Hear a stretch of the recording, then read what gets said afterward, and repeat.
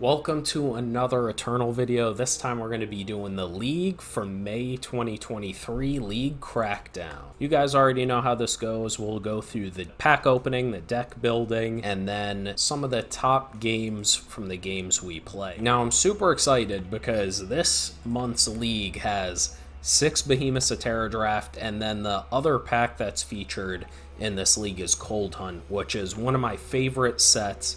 It has a card effect Inscribe, which we'll talk about a lot, and just the cards were really strong. I also did very well in that draft format. So let's open up what we got. We'll go through all of the packs one by one. This card is cursed. I open these all the time. This is the second premium of this rare that I've opened in this set. Like, what? Okay, we have a recovery here, which I really like, Veteran Strategist, and most likely, as we'll see, in Cold Hunt, there's really strong Inscribe and Invoke cards that are dual faction, so seeing this that can fix our influence is really good, because most likely we'll want to be multiple factions. Let's see what else we get here. Nothing too interesting so far out of these packs. Okay, we get an Ignite, Vein Parasite. Not really super interested in an aggressive card like Starlight Guide, but you never know. Oh, okay, our first legendary of the league. Hopefully it's something strong. 6 cost, 6/5 charge, Overwhelm. If you have 5 or less maximum power, draw 2 cards. If you play this naturally, it's just a 6 cost, 6/5 charge Overwhelm, which I shouldn't say just, that's still pretty strong.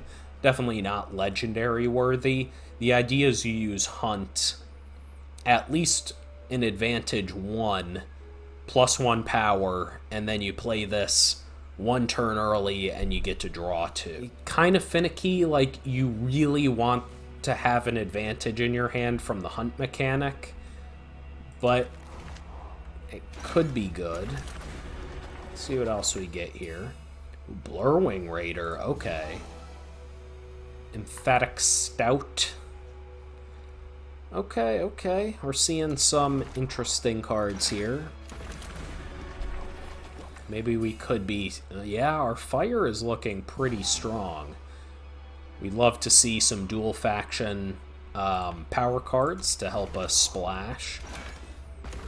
Okay, come on, some strong Invoke cards. Okay, we got a Tome here, which is really strong. Dynamite. Okay, so Sky Crag is looking like a good possibility here. Oh man, just seeing all these cards. Like, look at this. Some of those packs, it's like, we wouldn't be happy playing any of this. Now, if you're unfamiliar with the set, you might not know all this, but I'm going to go through the actively good cards in this pack. 1, 2, 3, 4... 5, 6, 7, 8. The majority of this pack, I would just be happy, like picking out of a pack, like if it was draft. So, okay, we don't really care about that. So our first Invoke card, these are the cards I was talking about that are just stupid strong. Basically, Invoke, if you haven't played with it, lets you choose between a random spell, unit, or attachment of this card's factions to create and draw. So essentially the card is a 2-for-1. You play this, you still get a strong effect, and it replaces itself with a card of your choice that can benefit your situation out of the 3 cards that it shows you. Really like that. Let's see what else we get. So we have an Argentport Invoke card. Hopefully we can open up another that kind of overlaps with it. Unfortunately, no, this is in Praxis, which was not very strong in this set. Or at least this Invoke card. Snowpeak Eagle is one of my favorite cards. We have an Indifference hiding here. Eavesdrop. Our Justice hasn't looked crazy good. Okay, another Sky Crag. So, oh man, another strong dual faction card here is hidden. It's a 2 cost 3/3 if you aren't familiar with Unseen Marksman with the contract ability. Okay, and a Brigade Hall, so who knows, maybe we're Skycrag plus Justice. But we do want the Shadow for some of the dual faction cards we've been finding. So this is gonna be a tough league to decide from. We're definitely fire.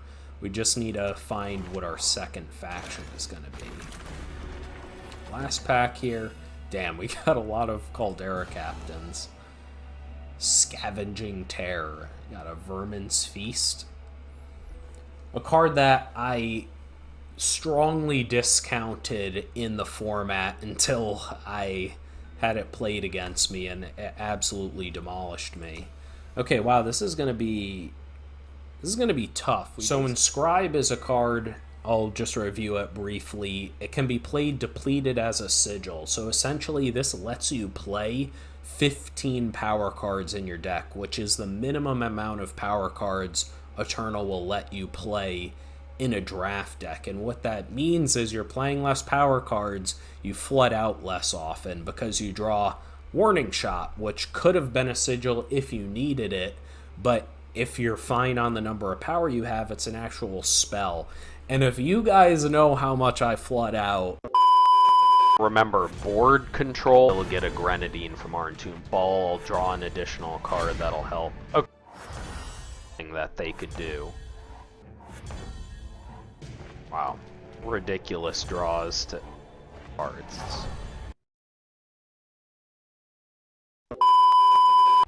You see why I enjoy Cold Hunt so much. It really mitigated that issue for us. So let's just put in like all the for sure, like the best of the best cards.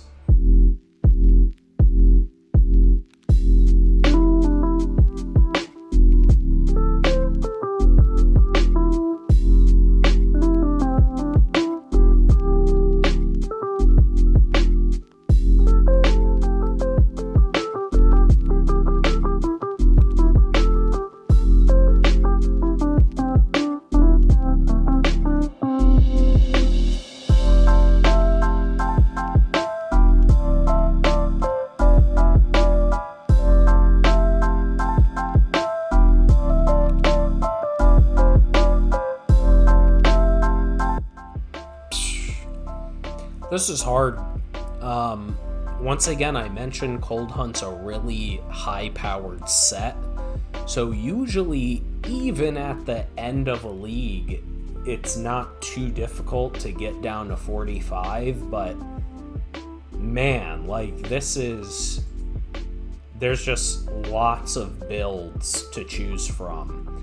Now, I know we're going to be some type of Rakano base. Well, maybe our Justice isn't... Well, our Justice is still pretty strong, but maybe we could be Skycrag Shadow. Okay, we're mostly fire. This is 6, 7, 8, 9 sources, which is quite good. 4, 5, 6, 7, 8 sources of primal. It's probably more than necessary, but let's see this. 5, 6, 7, 8, 9. 9, 8, 9. Probably go down a primal, up a fire. Okay, so this is the final deck. I mean, I think we could have went about this several different ways, but I don't think this is very much less powerful than the Justice version. 2 more packs, you say? What are the chances of that? Premium Ruin. Blurwing Raider. Okay, Quinn. I'll take that. Both of those can go into the deck. Same with Veteran Strategist. Let's see what else we got here. Okay. Heirloom Blade. Another Gate Captain's not really going to do it for us. That's the only thing I would consider cutting here. I mean, maybe the volley's kind of mediocre, but it does just kill a big problematic thing. Maybe a Captain, but that's like one of our better units. How the games go. I mean, this is keepable, but Man, I just want a random 7. I feel like a random 7 is just better than that. Like, look at this. We actually have earlier plays. We're definitely going to be greedy on the Snow Peak Eagle since we're only 1 primal influence away from playing it. Never didn't have it. Now, an interesting question is whether to play this right away or not, and I think since we have 4 or 5 drop, we do just run it out.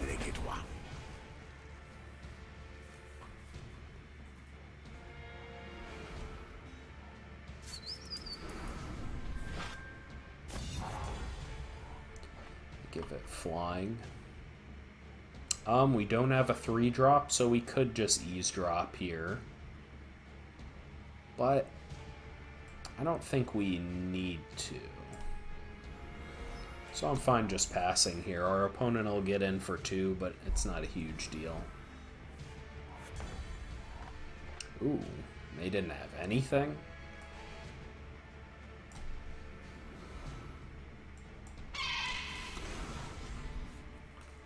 Play the eagle. And then maybe next turn we can, like, inscribe one of these 2. Let's see, I'd rather have eavesdrop since they aren't playing anything.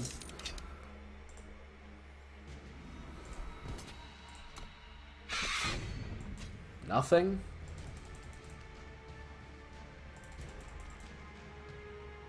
And they're just gonna pitch a bunch of sigils. We'll sandbag eavesdrop for a little bit longer here. Discard 2 is obviously much better when our opponent has fewer cards in hand.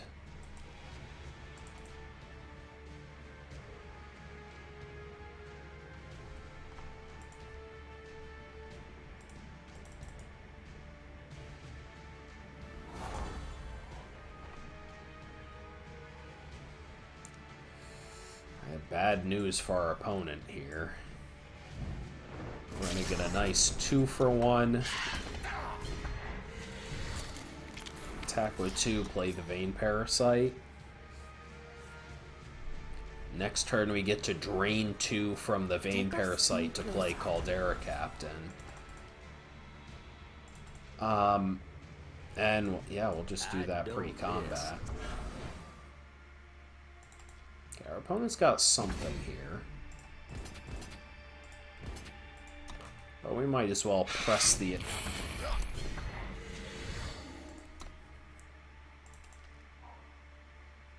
What did they have that you wouldn't play in that situation? Okay. Let's see what the game's got in store for us here. Man, it's a strong hand. Like, we're 1 sigil away from really doing it. But...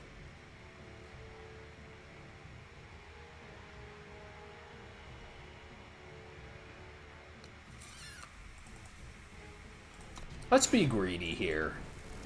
I find in League, once again, I know I've said this before, but, like, it just pays to be greedy with your keeps. Like, the losses just don't punish you, since we're going to get to top 500 pretty much no matter what. I'd rather just take a chance on a risky, greedy hand in the hopes that it works out. Just because it'll be fun if we just draw into the sigils we need and get to play these super powerful cards we already have in our hand. Choose your battles wisely. This is an interesting one because, like, if we knew for sure what they had, I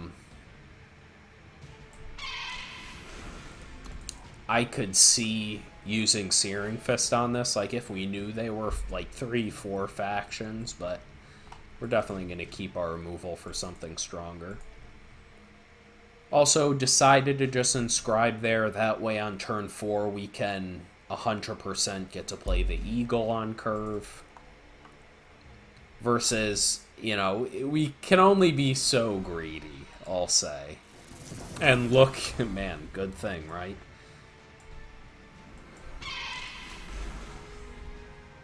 Now we have a blocker, and it's basically with only 4 power, it's like pretty much impossible for our opponent to attack through it.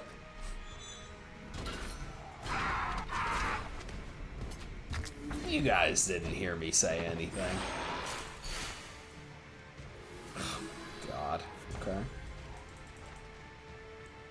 Okay, I mean, we're just gonna have to Frostburn, pop the Aegis, and then use Searing Fist on it to kill it.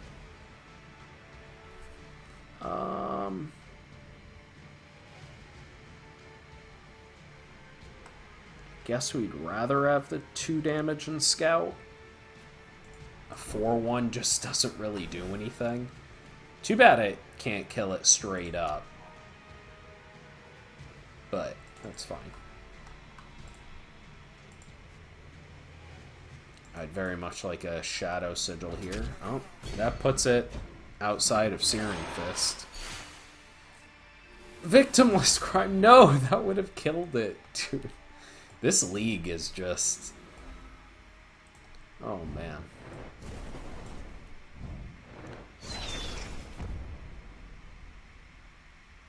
Yeah, we probably just keep it. Better than a random card. Let's see, what do we get back? Dynamite and Snow Peak Eagle. That's actually really strong, so I might just use Inseparable here. Our opponent's still stuck on 3. We actually just got super lucky we were able to... Okay, that was a really good draw for them. Because now they get to draw deeper for a Sigil.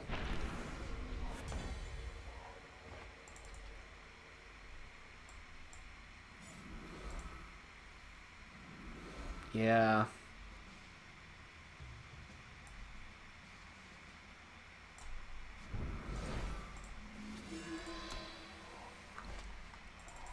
We're opening ourselves up to him playing Lantern again, but then he is using the power just to play something that's not actually adding to the board.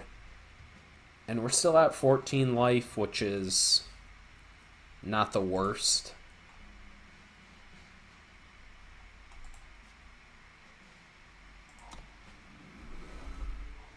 Do not approach the caravan. Like, I would almost rather them do this than play a like if they play like a Snow Peak Eagle themselves. Yeah, like what? That's just like actively good for us. Really strange play there. So we get to play our big boy here. One of the most absurd rares.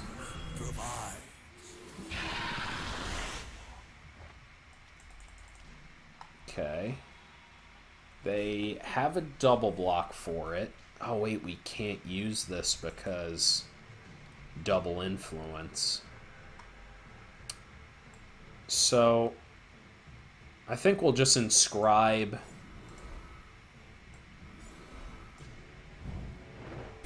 kill the 3/3, and now we have 2 uncontested attacks with this guy. Because this turn, I mean, they're going to have no power to do anything. Well,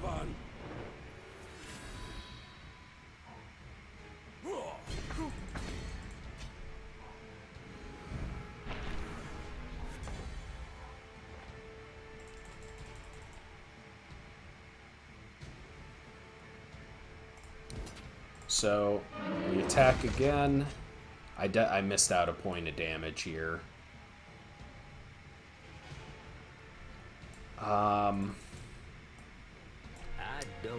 Yeah, I don't know if we can afford to pop the Aegis like this. Praise the 100-legged one. Like, realistically, we're just gonna win by getting the big boy out, so we'll play it like this.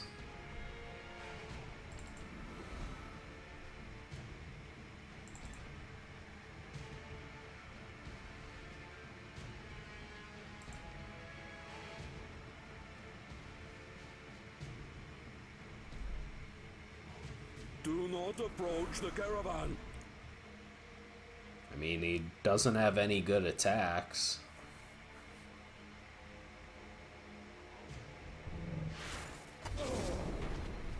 Probably should have just aimed that for my face. But it depends what our opponent has in hand.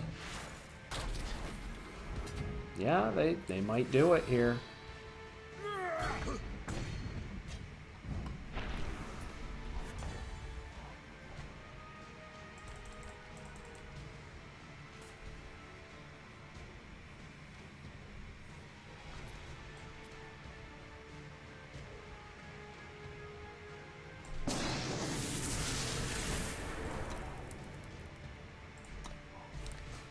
I mean, I guess we have to pass if we attacked with the big boy. That would be game. But we're dead to a lot of just face damage here, so I wouldn't be surprised if our opponent can get these last 2 points of damage.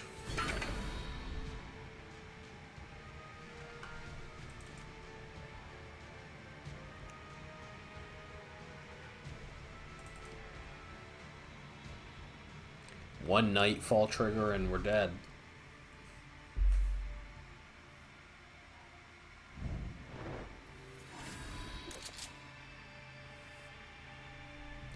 I guess they're just using it to draw something.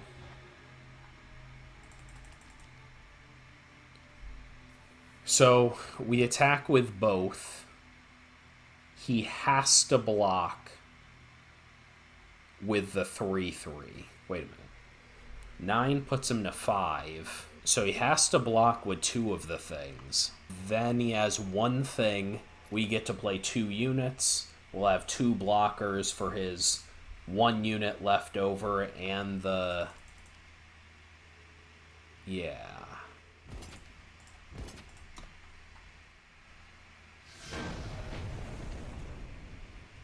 What? There's so much Nightfall he could have top decked. Burn spells that go straight to the face. I mean, I'll take it. Winning at 1. Oh, man. Oh, and we get rewarded by the beautiful platinum or diamond or whatever chest. It seems our deck is having a much better showing this time around than the last time. I think this is a keep. Once again, the top end of this hand is just ridiculous given Dynamite in here. I will think we use the first Eagle just because it's 2 Primal Influence off and we have lots of expensive stuff we still want to play.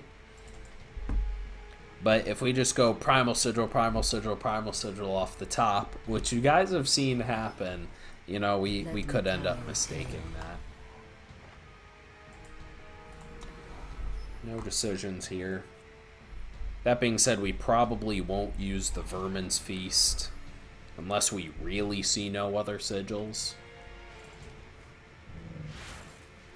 Yeah, we definitely want to kill this thing.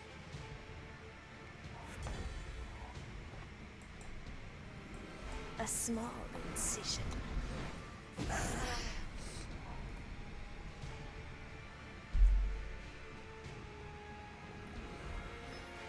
I mean, we are not in a great spot here. Like, we need to hit sigils. The good thing with all the inscribed cards in our deck, we do have more shots at hitting them. Please trade. It's worth a shot, huh?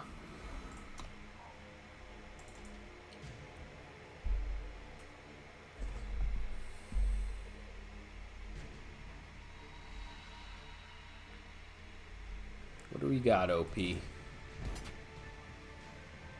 We can take 2 damage here.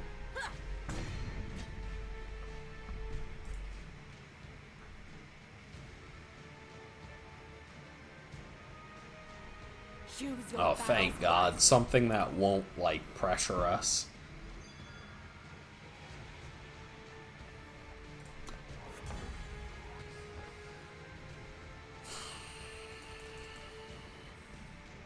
I mean, we probably just have to inscribe here. Because the next sigil we hit, we just get to slam Dynamite. That's like pretty big game. Feels bad. We've had to inscribe a Snow Peak Eagle and Vermin's Feast. Did I say inscribe Dynamite? I don't know what I'm saying. It's been a long day.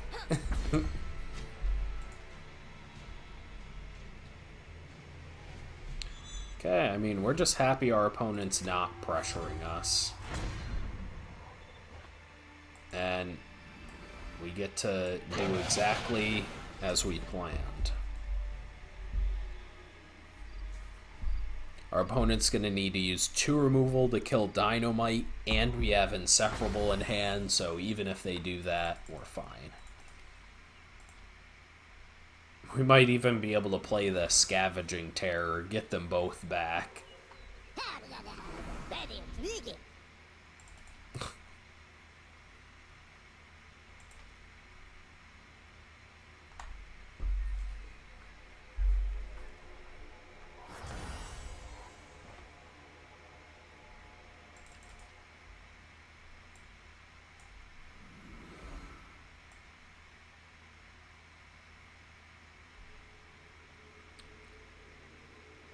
So what, they plan to, like, lightning strike plus double block our guy? Or I guess they would only need a single block. Yeah, I have a feeling we're about to just own our opponent here. Delivery and victimless crime? Oh my god.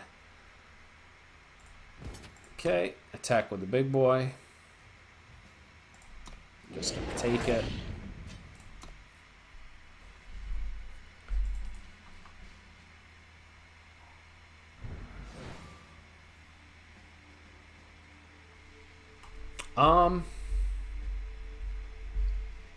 So we could trade our victimless crime for his Yeti, which is gonna draw a card.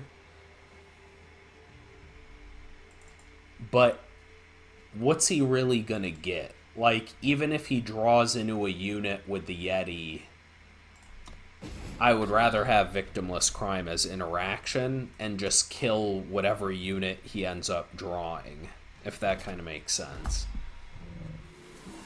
So yeah, he gets the draw there. But then they play big unit, and we just kill it with victimless crime.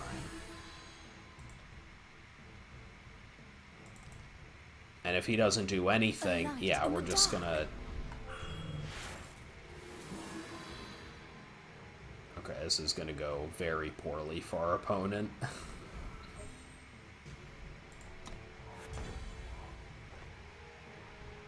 So yeah, we just... Elemental Fury.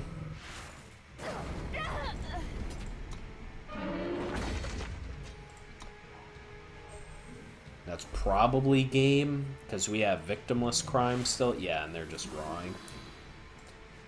Yeah, I mean, it looks like our opponent just kind of got a little unlucky. Like, these are all fine cards our opponent's playing, but certainly nothing to write home about.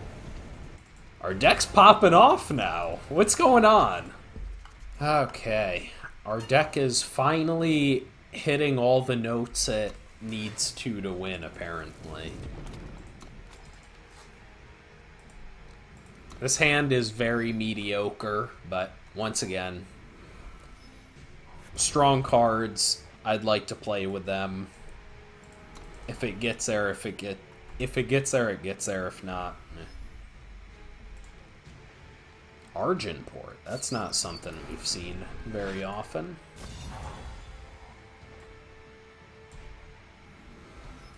No targets for the Frostburn, unfortunately. Still no targets. Oh, no attack, please. Okay, now I'm less enthused about no attack.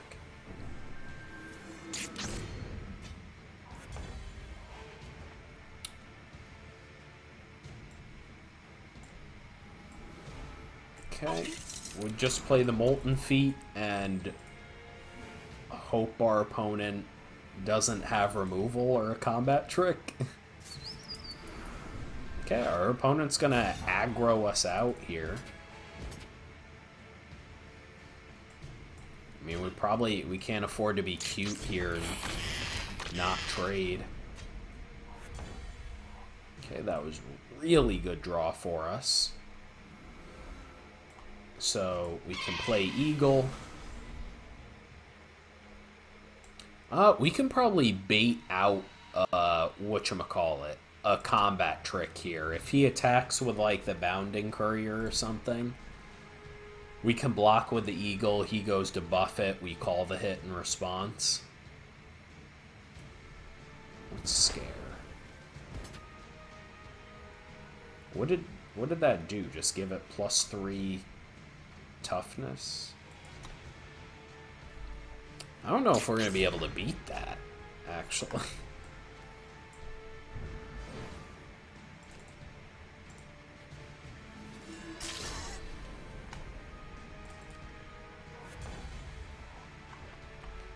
Searing Fist plus Frostburn.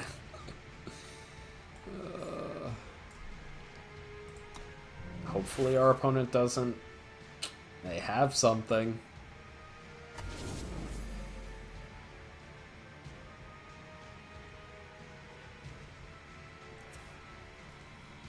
A 2/4 would be nice, but this removal spell is also pretty nice. Please don't have anything. Ugh.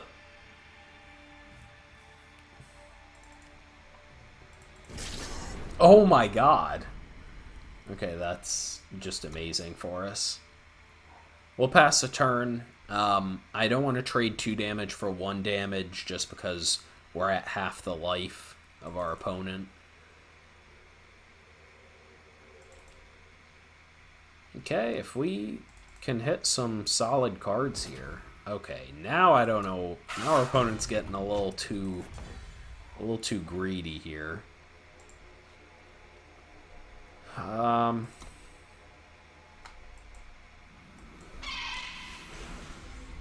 we have a good double block.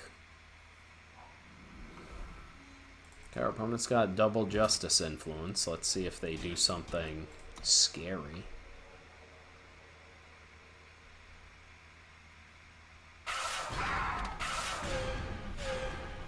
What?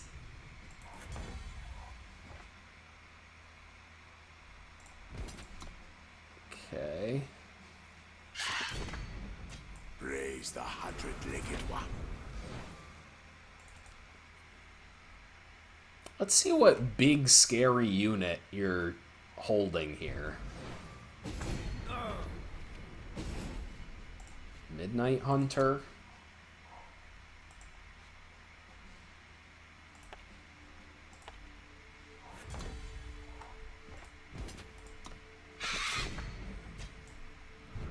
Okay, now we can get back Eagle and Midnight Hunter. We still need second Fire Influence. Wow, this was a pretty good comeback. I was not expecting us to be able to come back from that. We'll play Eagle here. We'll play the Bone Picker. I mean, honestly, in this position, I don't want to give my opponent... Man, I wish they drew that. 2 extra draws here, but I'd just like to get another unit on the board, keep pressuring them, and it's fodder for Midnight Hunter. See if our opponent just plays a big dumb unit or something. Nothing. Okay, this is probably just game at this point.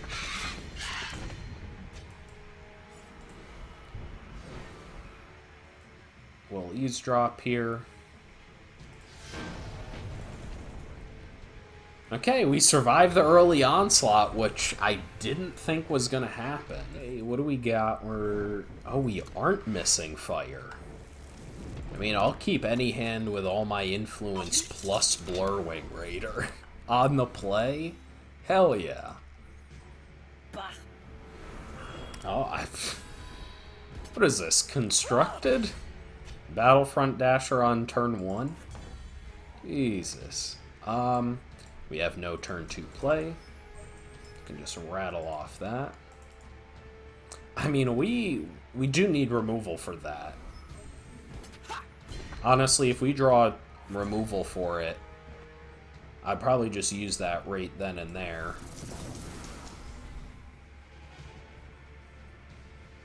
Blurwing Raider does block, but man, that would be a shame.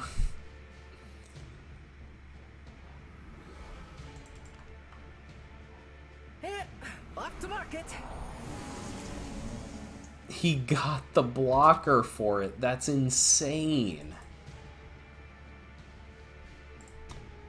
I'm gonna be greedy and take it instead of just trading. There's a real reason, or real possibility of trading there. Like, he has Beekeeper here, we can't even attack. But we'll be a little greedy. Yeah, just a little too many sigils, which is bound to happen in your 4 or 5 sigil hands. Yeah, we just... Now it's like... Now we probably... Well, how greedy can we get? We can get pretty greedy here.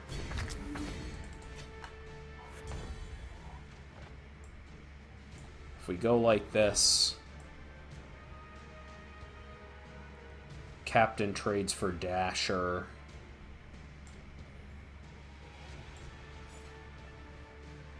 Let's just 100% kill this thing. Get in for 2.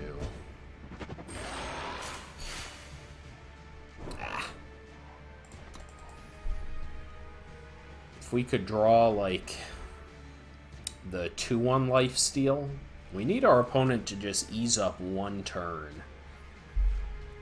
But if they have another...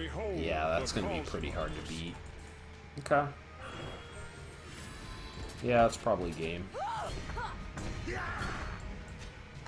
Actually, that might literally be game. I don't miss.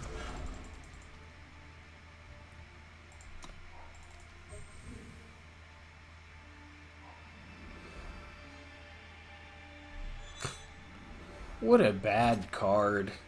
But our opponent did it. So our lifesteal guy is our only out. Okay. We have nothing to get back, of course.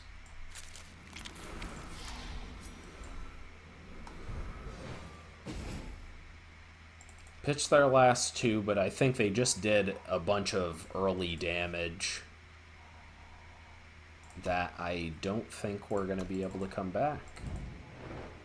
If we draw something we can play that... I mean, that does do it, huh? That's 4... So we don't have enough to do that, but we can do Inseparable here. We get Recruit, and we get B.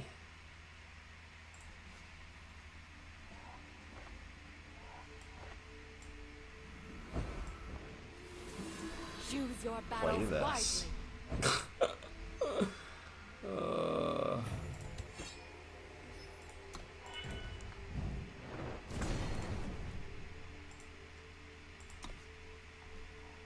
This will make me rich. No way. Youngbloods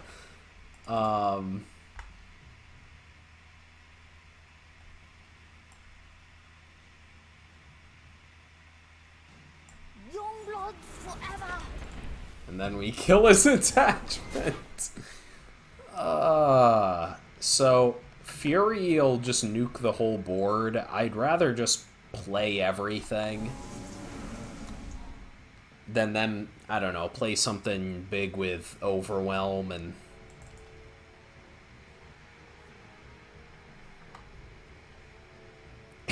Dude, this is crazy.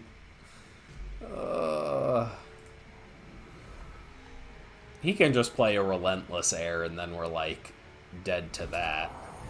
Well, that would also do it. So we need a big flyer. Damn, that was like the perfect thing for him to draw.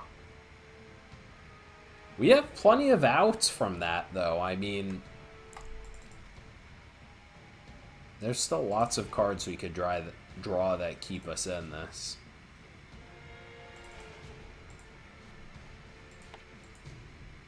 We used our volley here. Man, Vermin's Feast off the top? Yo, come on. Come on. That's not what we want.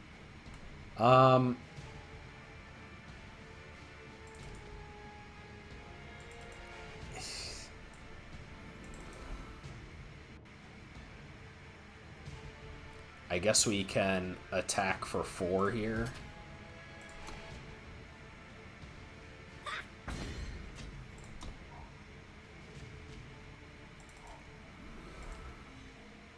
Okay, he's gonna eat the Blurwing Raider. Come on! We had 2 draws to get something.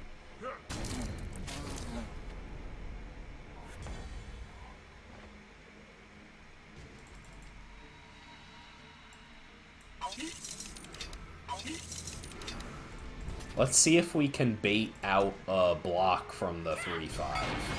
No, our opponent's really good. Yep. Damn, we were just...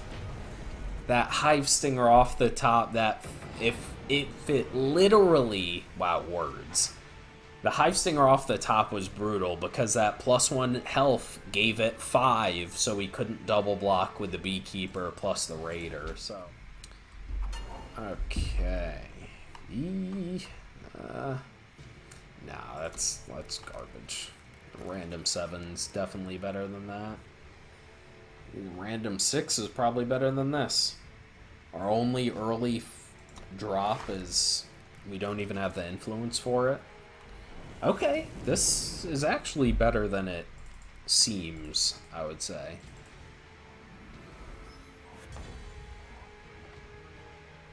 Okay, let's see if we can be greedy on the Shadow.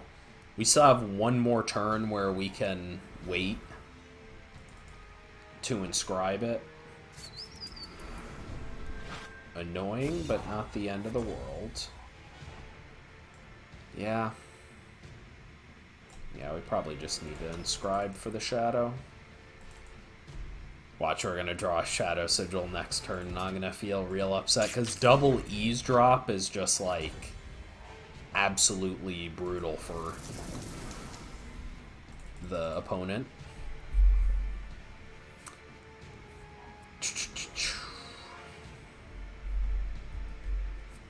Honestly, in this league, Blurwing Raider has not been that great. Our opponent's always been able to answer it with a flyer, like, every time. I think we've had one game where it's been good. It's actually kind of ridiculous. That being said, in all seriousness, I think we do just kill it with fire. I think we do just kill this and attack and start getting these hunt triggers going. Ideally, non-power card. Yes, Searing Fist? Yes, that's what I'm talking about. Damn, I hope the volume on the previous games have been okay. I did not realize my mic was that far.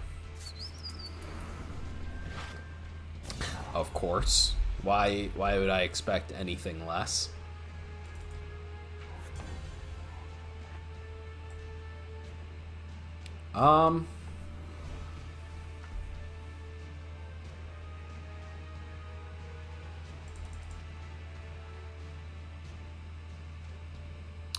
We could Night Watch volley here, and then we're just all in on the Blurwing Raider train. That's pretty aggressive, though, when this wears off until the end of your next turn. Yeah, it literally wears off next turn. So let's just use Eavesdrop on our opponent here. A 3-2 doesn't really affect the board in any meaningful way.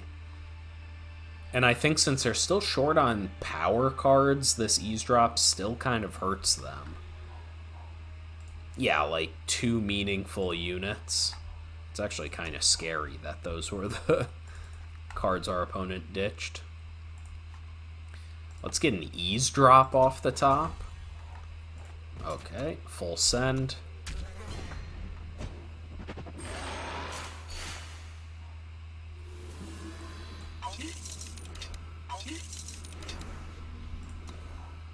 No real decisions here.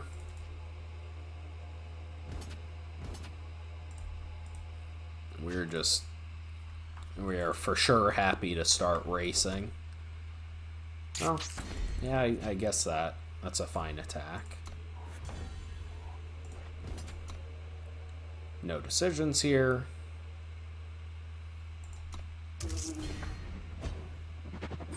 He could have an entrapment, and that's what the pause was. Praise the 100-legged one. Now we get an abduct. This game's going great. Wow. Why? Okay, let's see what we want to... So he's missing time. He still needs a justice influence. He still needs 2 power plus a justice influence, so we definitely just take curfew patrol here. Yeah, if we... So what I was saying is, the last time we played this deck, nothing was going right. And now the deck's running beautifully. Okay. All of our hands have been like, I mean, sure.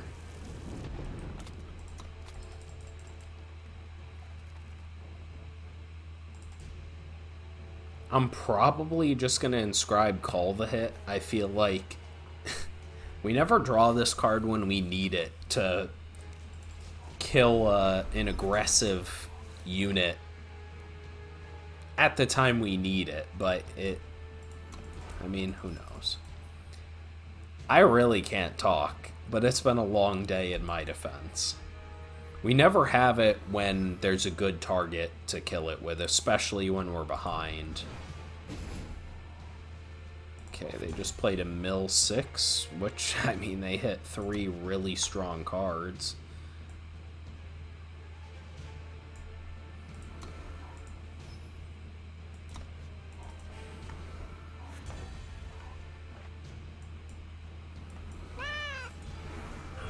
I'm hoping we can get a second fire and primal influence sometime soon.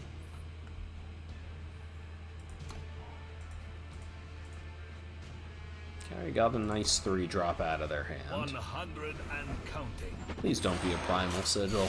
Like, I'm not really happy about that either, but 'tis what it is. Yeah, we'll just use Ignite here. To go out like this.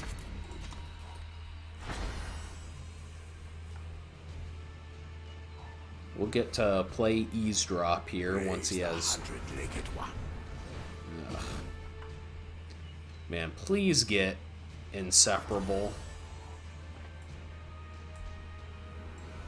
A small incision. I think we might be in a good spot. He plays a Sigil here, plays something else. He only has 2 cards left. Oh, yeah, that...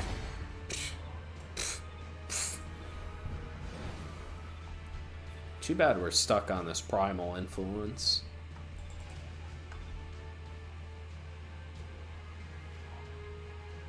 Oh.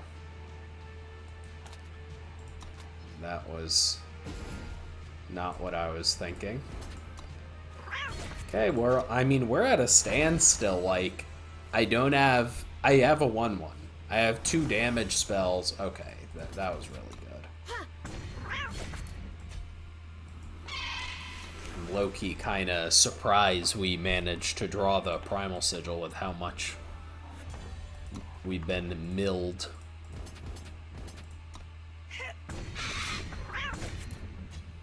We'll keep it in hand in case he has a, what do you call it? A discard spell.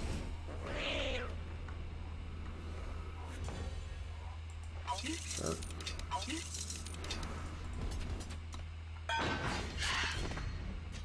Slay, skin, sin.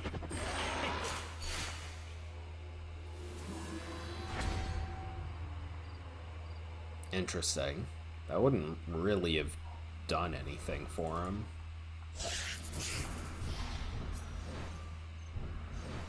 Oh man, thank God we have Aegis there. That would have almost helped him catch back up. That's tempting. I mean, it's probably just worth it to play the Vein Parasite first and then play Dynamite for the Drain too.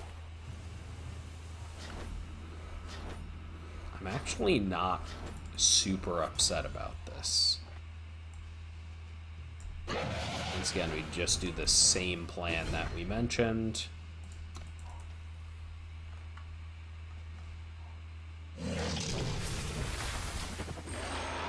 Sigil.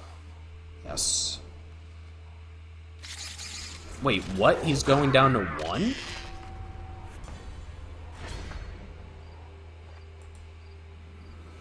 Okay, so we have game.